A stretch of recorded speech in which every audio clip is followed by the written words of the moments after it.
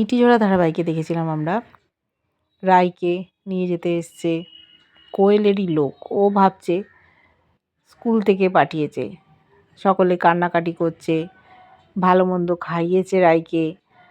চরকি বলছে আমি পিসিমণির সাথে যাব, কিন্তু পরিবারের লোকজন যেতে দিচ্ছে না, বলছে আমি ওখানে একটু সেটেল হয়ে যাই, তারপর তোমাদেরকে একসাথে নিয়ে যাব। এদিকে দেরি হচ্ছে বলে তাড়া দিচ্ছে মেয়েটি যে নিতে এসছে।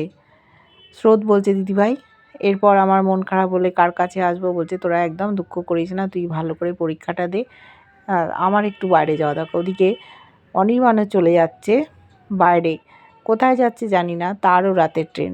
ও ভাবছে রায়কে বাড়িটা দিয়ে দিলাম, যদি কোনো দিন ডাকে তাহলে আমি আবার এই বাড়িতেই ফিরে আসবো। ওকে ফোন করেছে, ফোন ব্লক, কিন্তু ওকে কিছু মেসেজ দিয়ে দিয়েছে যে বাড়িটা ওর নামে লিখে দিয়েছে।